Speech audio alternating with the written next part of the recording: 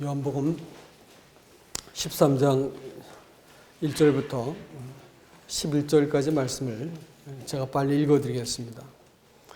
6월절 전에 예수께서 자기가 세상을 떠나 아버지께로 돌아가실 때가 이른 줄 아시고 세상에 있는 자기 사람들을 사랑하시되 끝까지 사랑하시니라. 마귀가 벌써 시몬의 아들 가룟 유다의 마음에 예수를 팔려는 생각을 넣었더라.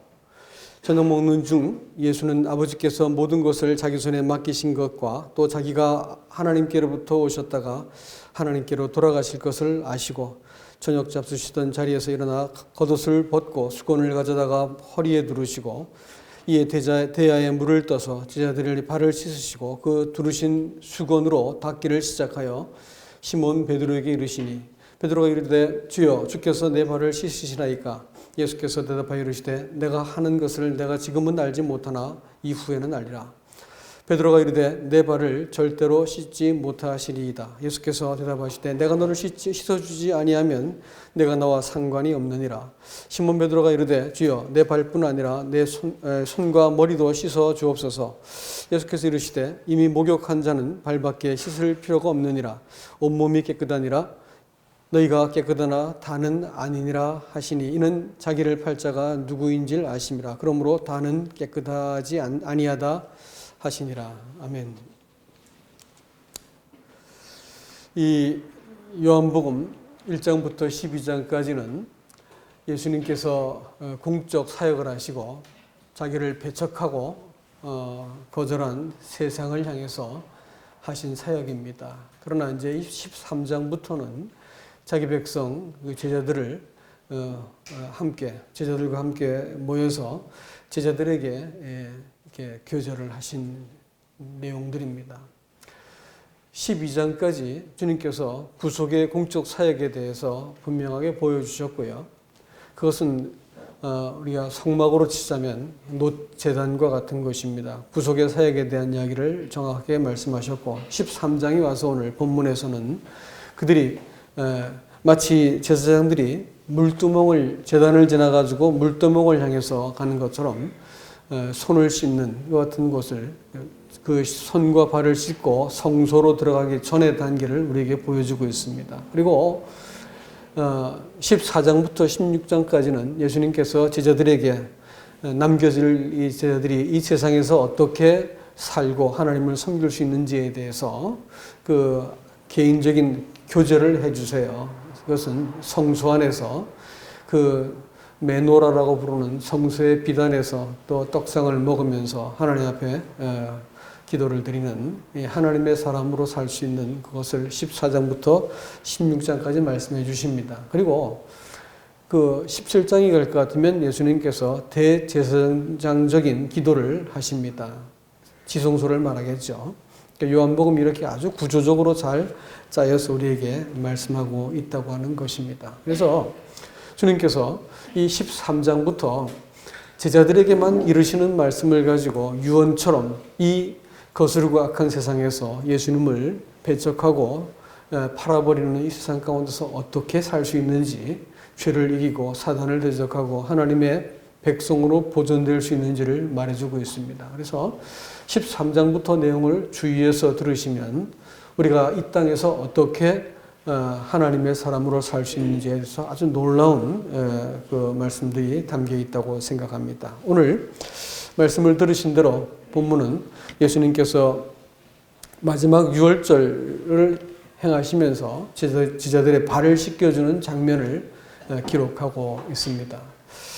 근데 갑자기 왜 뜬금없이 발을 씻어 주셨는가라는 것을 한번 생각해 봐야 되겠습니다. 그것은 13장 1절이 우리에게 말씀하고 있는 것처럼 예수님께서 이 땅에 남겨질 자기 백성들을 사랑하시되 끝까지 사랑하셨다라고 말씀하셨는데 이것은 사랑하시는 방식을 보여주신 것입니다. 발을 씻으면서 예수님께서 발을 씻겨주시면서 그들에게 그 끝까지 하나님이 책임지시겠다라고 하는 것을 보여주신 거예요. 그래서 끝까지라는 말이 완성되기까지라는 의미라고 지난주에 제가 말씀을 드렸습니다. 그리스도인들이 예수 그리스도의 구속을 통해서 목욕을 하고 그가 그 하나님께 일방적인 이 구원의 은혜를 입어서 받아들여지게 되었습니다. 이 사람을 우리 주님께서 완성되기까지 다시 말하면 그리스도 예수의 날까지 주름 잡힌 것이나 흠이 없도록 만드시는 그 일들을 내가 하겠다라고 말씀하신 것입니다. 이것이 주님께서 끝까지 사랑하신다라는 표현을 하고 있습니다. 이 본문을 사람들이 참 많이 오해를 하는데 이 말씀은 우리가 그 원죄는 용서받았기 때문에 자범죄를 늘 이렇게 우리가 씻어야 됩니다라는 것으로 이야기합니다. 그래서 가톨릭은 아예 이것을 교리화해가지고 이 고해 청사를 하고 이렇게 하면서 자기가 그 구원은 받았지만, 그러니까 우리가 영접은 되었지만 이 땅을 살면서 짓는 죄들은 그때그때 하나님께 자백을 해야 됩니다. 이래가지고 완전한 구원을 말해주지 않고 그들이 그때마다 이 자범죄를 하나님께 회개해야 된다고 이렇게 말을 합니다. 그러나 이것은 명백한 교리적인 오류입니다. 심지어는 많은 분들이 또 그렇게 믿고 있는 것을 또 보아요. 개신교임에도 불구하고 심지어는 구원을 받았다고 하는 사람들도 그렇게 알고 있습니다. 그러나 이것은 큰 오류가 됩니다. 왜냐하면 목욕한 자는 이렇게 할 때 한자라고 하는 그 표현이 현재, 완료, 수동형으로 기록되어 있습니다. 분사인데. 그렇기 때문에 이것은 씻은 게 아니고 하나님 편에서 씻겨준 것입니다. 그리고 또 오늘 이 발도 씻는 그것은 너희가 씻어라 이렇게 말하고 있지 않습니다. 뭐라고 할까요? 주님께서 발을 씻겨주신 것입니다. 사람은 죄를 스스로 결코 씻을 수가 없는 존재들입니다. 하나님이 씻어 주셔야만 되는 존재라는 것이지요. 그렇게 볼 것 같으면 이 말씀이 의미하는 바가 뭐냐? 이 발을 씻어주는 것이 의미하는 건 뭐냐? 내가 너를 계속해서 목욕한 자로 살 수 있도록 내가 보증하고 내가 책임지고 내가 네 인생을 끝까지 이 거룩하게 하겠다라고 하는 하나님 편에서의 선언이다. 이렇게 보셔야 됩니다. 그렇게 볼 것 같으면 주님이 우리를 끝까지 사랑하신다라고 하는 의미를 우리가 짐작할 수 있습니다. 주님께서는 이 땅에 오셔가지고 아버지께로 돌아가실 때가 된 줄을 아셨습니다. 그리고 이제는 자기의 생명을 이렇게 내어주셔야 될 때도 되었구나라는 것을 아셨어요. 그렇기 때문에 주님께서 마지막에 그 자신의 행보를 이렇게 서두르고 계신 모습을 봅니다. 그러다 식사를 하시다가 일어나세요. 보통 식사할 때는 잘 일어나지 않죠. 근데 이제 식사 도중에 일어나셔가지고 갑자기 허리에 띠를 띠시고 수건을 두르시고 세마포라 그러죠. 벗는다 또 입는다라는 표현이 놀랍게도 예수님께서 그 죽으실 때 또 부활하실 때 이렇게 벗어놓으셨다 뭐 이런 표현들과 똑같은 단어를 쓰고 있는 것은 특별한 의미입니다. 구속의 사역을 사람들에게 적용시키겠다라는 것이겠죠. 주님이 당신이 남아있는 일생을 이렇게 헤아려 보시니까 이제 갈 때가 되신 것을 아셨어요. 그러니까 주님이 자기가 어떻게 행할 바를 대로 이제 결정을 하시고 움직이시는 것입니다. 기꺼이 자기 생명을 사람들에게 내어주시고 기꺼이 종이 되어가지고 그 사람들의 더러운 발을 씻겨주기로 결정을 하셨어요.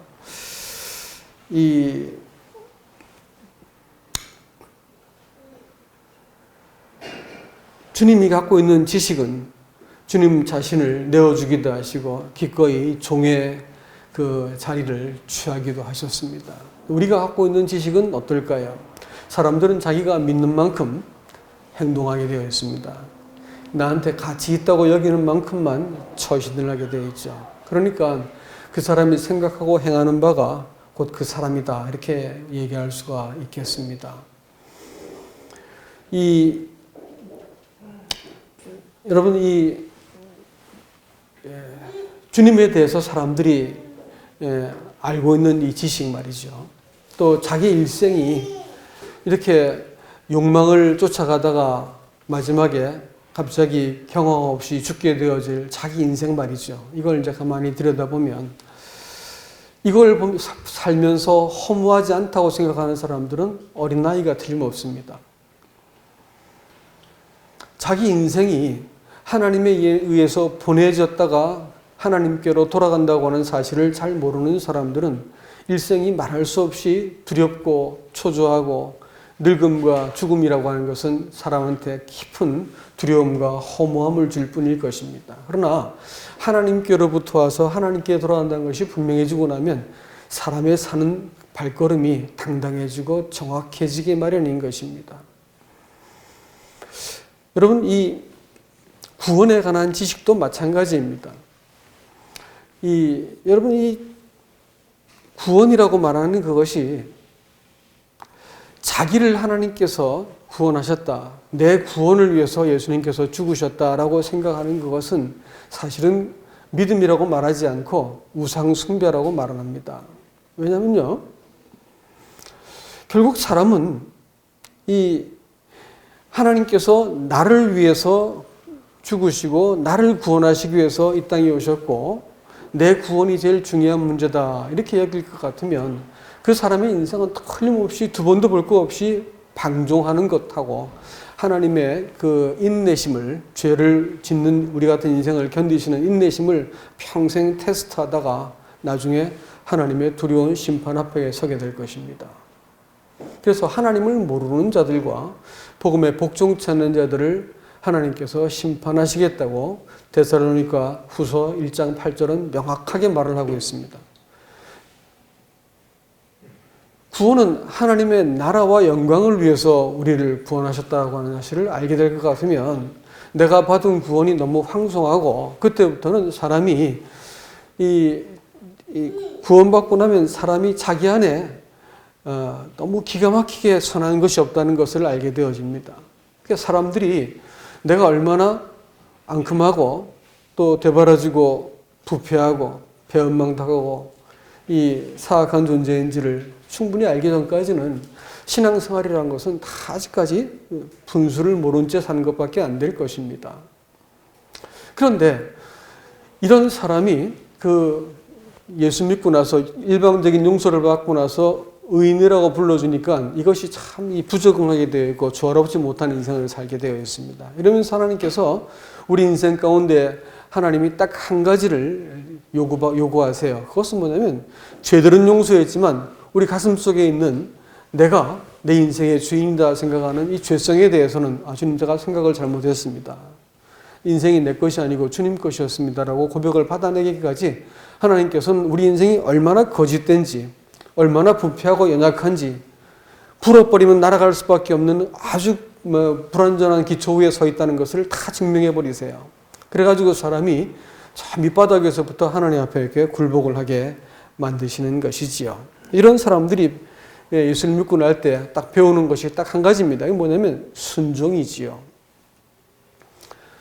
자기를 위해서 구원을 받은 사람들은 방종을 하게 되어 있지만 하나님의 나라를 위해서 구원을 받은 사람들은 내가 그 뜻과 그의 도우심과 그 인도하심이 아니면 내가 살 수 없구나라는 것을 알게 된 사람들은 인생을 두려움 가운데 하나님을 경외하는 가운데 그분이 어떻게 인도하시고 뭐라고 말씀하신지를 귀담아 듣게 되어 있고 순종하는 순종의 종이다 이렇게 로마서는 우리에게 말을 해주고 있는 것입니다. 이 교회도 마찬가지죠. 교회가 시작되어진 것은 하나님께서 명령하시고 약속하신 것에 근거해서 사도들이 모이기 시작했고 또 그 약속과 명령에 의해서 그것이 계속해서 세대를 거쳐 넘어오면서 전수되고 위임되고 청거되어서 우리가 여기까지 와서 우리가 오늘 드린 예배도 주님께서 사도들에게 명하신 그대로 위임받아가지고 또 행했습니다. 우리들이 무슨 의로움이 있겠습니까? 우리들이 여기 모인 회중이 근사하다 한들 이것이 어떻게 교회가 되겠습니까? 말 잘하는 사람이 여기 서서 말을 한다 한들 그것이 무슨 교회가 되겠고요. 우리가 교회라고 부르시는 것은 딱 한 가지입니다. 순종이지요. 주님께서 말씀하신 약속대로 우리가 순종하여서 모입니다. 그러면 몇 명이 모여도 그건 교회가 되고요. 위기가 와도 하나님께서 자기 교회니까 책임을 지시고 교회를 보호하십니다. 그러나 사람들이 어찌 해보자라고 하는 것은 출발점이 잘못되었기 때문에 그건 문제가 되는 것입니다. 그래서 하나님께서 우리를 또 불러가지고 어떻게 하냐면 자기 몸이라고 이렇게 말씀을 하셨어요. 그러니까 구속이라고 말하는 것은 내가 무슨 그 천국 갈 수 있는 자격을 획득한 것이 아니고, 구속이라고 말하는 것은 아무런 자격이 없는 사람을 하나님께서 자기의 소유로 삼고 자기의 분신같이 되게 하시는 것이 구원인데, 그렇게 하기 위해서 몸이라고 부르는 교회에다 우리를 가입시킨 것입니다. 그렇다면 이 땅을 지나가는 동안 하나님께서 우리를 보호하시는 장치가 뭐였냐면 교회였거든요. 그러면 교회 안에서 우리가 내가 교회구나, 내가 몸이구나 이렇게 해가지고 그 안에서 성령의 인도하심과 또 질서 안에서 서로를 사랑하고 세워가는 일들을 우리가 배우도록 해놓으셨습니다. 근데 이제 이것이 망가져 버리면 뭐가 될까요? 여기서 우리가 잘못된 지식이 들어가면 어떻게 될까요? 교회가 뭐가 되냐면 나는 교회 몸과 그 부르심을 받은 그 지체가 아니고 고객이 되어집니다. 그러면 자기한테 서비스를 잘해주는 데를 원하게 되어 있죠. 또 서비스를 평가도 하게 되어 있죠. 그렇게 됩니다. 그래서 몸으로 부르심을 받은 적이 없을 때는 선택할 수 있다고 생각합니다. 그러나 우리가 몸으로 불렀다 할 것 같으면 어디를 가든지 그 주의 인도하심을 따라서 우리가 결정하고 움직이는 것이죠. 이게 이제 구원이라고 하는 문제도 그 자기를 위해서 구원받지 않고 그 나라를 위해서 구원을 받았고, 우리가 교회로 부르심, 몸으로 부르심을 받았다고 말하는 것도 똑같은 원리입니다. 주님께서 말씀하시는 바에 따라서 그 인도하심을 따라서 우리가 결정하고 움직이는 것이다 라는 것을 우리가 기억하셔야 됩니다. 주님께서 발을시켜 주신 그 또 다른 이유는 뭐냐? 그것은 여러분, 이 첫사람 아담으로부터 시작해서 아담이 자기가 보니까 하나님이 부당한 명령을 하셨어. 그리고 자기가 보니까 하나님이 자기의 권리를 이렇게 좀 제한하시는 것처럼 느껴졌어요. 먹지 말라고 했으니까. 그러니까 뭔가 자기의 권리를 찾아야 되겠다고 하는 생각이 들었습니다. 그래서 하나님이 뭐라 하시든지 나는 그 열매를 따먹고 말지요. 이것이 근데 이 죄얼이 이렇게 흘러내려가서 사람들 속에 계속해서 대를 물려가면서 피 속에 흐르고 있습니다. 그래서 자식이 부모에 대해서 부모가 뭐라고 말하면 에이씨 이렇게 하는 거예요. 부모가 부당해 보이는 거예요. 네? 그리고 부모가 틀린 것 같은 거예요. 그래가지고 팍 하고 이렇게 부모를 이렇게 치봤습니다. 이건 다름 아닌 이 죄성이 흘러서 모든 가정에 모든 집 자식들이 다 그러는 거예요. 나는 그런 적이 없다 이렇게 말씀하실 수 있는 분 혹시 계세요? 그런 사람 없습니다. 자식을 키워보니까 저희 자식들도 그러고요. 좀 착하다고 생각이 들었는데 역시 마찬가지입니다. 아담 자식들이니까 똑같죠. 뭐. 그러니까 이제 어떤 상황이 되면 팍 하고 이렇게 튀어나오는 거예요. 부모가 틀린 것 같고 자기의 어떤 자유를 제약하는 것 같으면 이렇게 아래서 치받아 버리더라고요. 그러나 자기를 낳아주고 지금까지 양육해주고 모든 것을 다 헌신해가지고 가장 사랑하는 분이 이렇게 하면 좋겠다라고 말을 했는데 이게 자기 자유를 뺏는다 싶어가지고 치받고 부모하고 이렇게 척을 져버립니다. 이런 일들이 모든 가정 속에 다 있어요, 사실은. 이게 다른 게 아니고 죄라고 하는 무서운 이 병 때문에 그렇죠. 교회도 마찬가지입니다. 교회도 뭐 인도자가 사람이 오죽하겠습니까? 특별히 또 더 못난 사람들이니까. 그런데 이제 여기서도 문제는 있을 수 있지요. 그렇지만 그렇다 하더라도 그것은 조정해서 같이 가야 될 문제지. 어떻게 그것을 또 이렇게 내 권리를 빼앗고 내가 이렇게 부당한 같이 보이고 이러기 때문에 전 틀렸다. 이래가지고 뒤집는 거, 그거는 또 이상한 얘기죠. 그거는 또 첫사람 아담한테 나타났던 죄가 표정을 바꿔가지고 지금 나타난 것에 불과한 것입니다. 여러분, 사람이 스스로 하나님 자리를 차고 앉아가지고 자기의 기준과 생각대로 살던 그 사람이 주님께서 그 사람에게 그 사람인데도 불구하고 그 사람이 앉아 있는 거예요. 근데 아직까지 철없는 제자들의 발을 이렇게 씻겨주면서 당신이 무릎을 꿇고 종이 되어가지고 발을 씻겨주셨을 때는 그것은 무엇을 우리에게 말을 해주고 있냐면 주님이 앉으신 그 자리에서 내려오셔가지고 우리의 발을 씻겼다라고 말하는 것은 너희도 그렇게 하라라는 것입니다. 네가 지금 앉은 자리가 정당한 자리가 아니다라는 것을 우리들에게 보여주고 있는 것입니다. 그래서 우리가 이 땅에 살면서 내가 내 권리, 내가 마땅하다 생각했던 그 위치에서 내가 내려와서 주님을 아는 지식이 그로 하여금 겸비하게 만들고 주님을 아는 지식이 그를 온유하게 만들어서 내가 내려와서 저항하지 않고 이렇게 하나님의 나를 교훈하시고 인도하시고 책망하시고 바르게 하시는 것을 받아들일 것 같으면 누가복음 12장에서 뭐라냐면 주님께서 주인이 허리에 띠를 띠고 그 종들을 섬길 것이다 이렇게 표현하고 있습니다. 그리고 누가 때를 따라서 사람들에게 먹을 것을 내어주는 충실한 청지기가 되겠는가라고 12장 42절은 또 말하고 있습니다. 여러분, 신앙생활이라고 하는 것은 결국은 그래요. 우리 자리가 그 자리를 내가 자리를 비워내고 그 자리에 주님을 앉히고 나는 내 인생의 그 왕좌에서 내려와가지고 주님의 말씀에 순종하고 귀를 기울이는 사람이 되게 하는 그것이 우리를 이 땅에서 지금 살려두신 이유입니다. 이 꽃구경하고 인생을 재밌게 살려고 우리를 하는 것이 아니고 이 수고스러운 인생을 살도록 만들어주신 딱 한 가지 이유는 바로 그것 배우게 하시려고 하신 것이에요. 이렇게 섬긴 자를 주님께서 당신께서 보상하시겠다.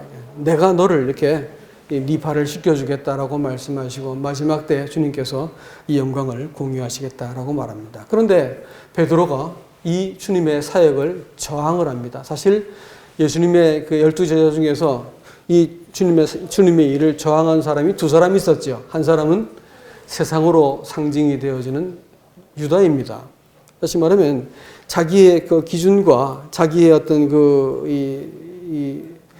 자기를 위한 하나님을 구하던 유다, 얼마든지 이용해버리고 팔아버릴 수도 있고 할 수 있는 자기는 그럴 수 있다 생각했던 그 유다라고 하는 세상의 전형을 말하는 유다가 있고요. 또 하나는 똑같이 자기 기준 갖고 무지하게 이렇게 했지만 좀 순진했던 베드로가 있었습니다. 그러나 그는 무지했습니다.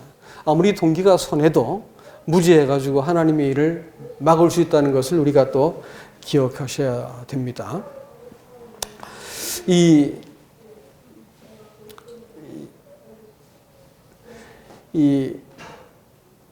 주님께서 내 발을 절대로 못 씻기지 못하시리이다 이렇게 말한 것은 왜 이러세요? 저 부담스러워요 이렇게 말했다면 좀 이해가 되는데 절대로 못 씻기겠다라고 말한 것은 뭘까요? 그만큼 자기 기준이 강하다는 말입니다. 사람이 평생을 살면서 이 무지함 때문에 자기 기준 때문에 얼마나 우리가 주님의 일과 이것을 제한하는지 모른다라는 것을 기억하셔야 됩니다. 주님께서 우리 기준만 하면 되겠어요? 크셔야 되죠. 그죠? 근데 베드로는 절대로 못 시킨다 이렇게 말하니까 주님께서 분명하게 대답하십니다. 내가 너를 시키지 못하면 너하고 나하고 상관이 없다 이렇게 말했습니다. 여러분 신앙생활은요. 하나님이 우리를 섬기는 거지 내가 하나님 섬기는 거 아닌 거 아세요? 구원이 내가 보탠 게 있어가지고 하나님께서 날 구원하셨을까요? 아니에요. 눈금만치도 없습니다. 0.0001%라도 구원에 있어서 내가 뭔가 하겠다고 말하면 그 구원은 틀림없이 가짜입니다. 어떤 분이 그렇게 말하는 거예요. 난 주님 찾았기 때문에 만났다 이렇게 말하더라고요. 속으로 당신 받은 구원은 가짜입니다 그랬어요. 구원은 우리가 뭘 해서 받은 게 아니에요. 전적으로 주님이 우리를 위해서 자신을 내어주신 섬김 때문에 구원받은 거예요. 그러면요, 이 땅을 살아가는 데 있어가지고 우리 같이 부패한 사람이 하나님의 그 거룩하심에 도달할 수 있을까요? 불가능해요. 어려운 게 아니고 불가능한 거예요. 이 대적하는 세상과 거스리는 이 사단과 속이고 유혹하는 이 것에 대해서 우리가 무슨 수로 감당을 해요? 안 됩니다, 여러분. 누가 하셔야 될까요? 주님이 섬기셔야 돼요. 신앙생활은 내가 무엇인가를 할 수 있고 내 결정에 따라서 이렇게 바뀌고 저렇게 할 수 있다 생각하는 동안은 아직까지 주님을 대적하고 있는 것을 아십니까? 절대로 못 시킨다고 말하는 그 부류에 속한 사람들이다. 그게 아니에요.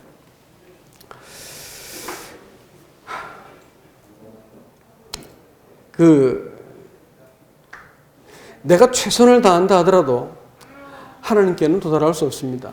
내가 아무리 의롭다 한들 하나님의 은혜가 필요하지 않을 만큼 우리는 의로울 수가 없는 존재들입니다. 하나님의 기준을 도대체 우리는 성취할 수 없는 부패하디 부패한 존재들이라고 하는 것입니다.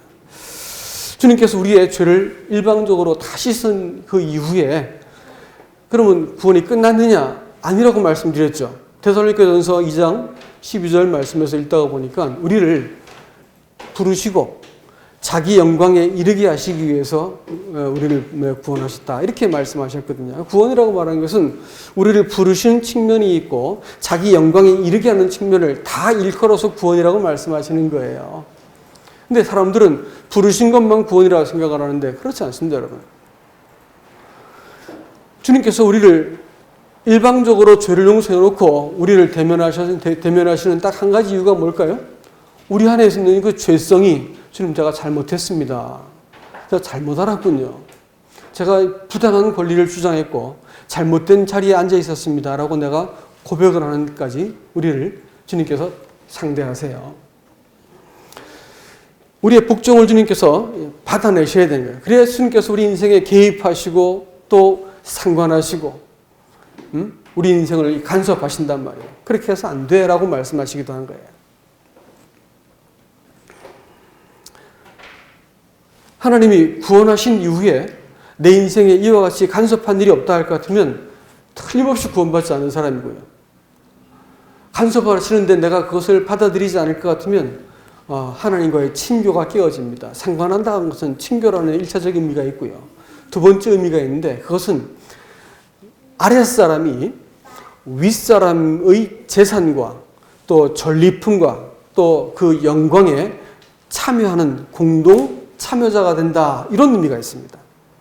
그것이 상관한다라는 단어의 뜻입니다. 몫을 나눈다. 내 몫을 준다 이게. 그러니까 다시 말하면 하나님이 예수님께서 우리 인생에 대해서 내 인생에 부단히 넘어지고 이 못난 인생을 반복하고 있는 사람의 삶 속에 주님이 들어오셔서 나를 책망하고 바르게 하시고 낙심되었을 때 일으키시고 내가 막 부르르 떨고 옳다고 했는데 알고 보니까 아닌 거야.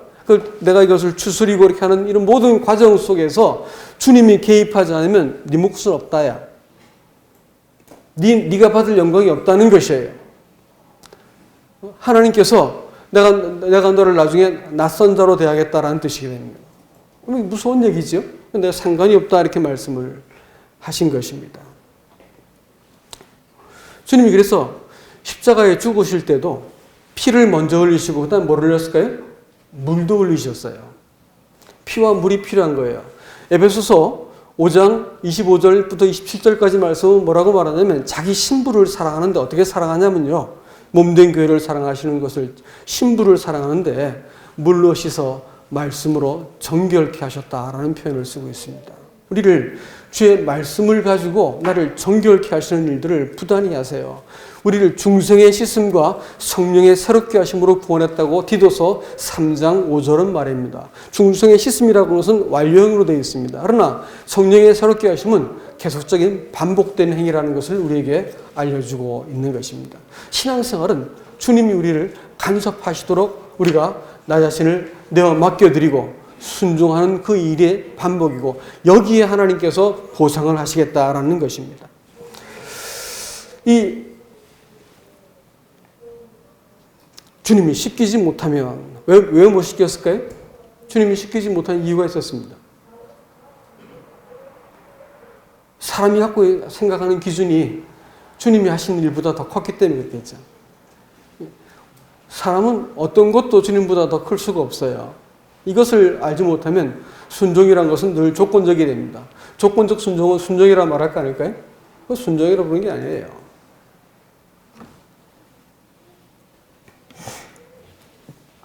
베드로가 나를 목욕도 시켜달라 그러니까 주님이 목욕한 자이기 때문에 목욕이 필요 없다 이렇게 말씀을 하세요.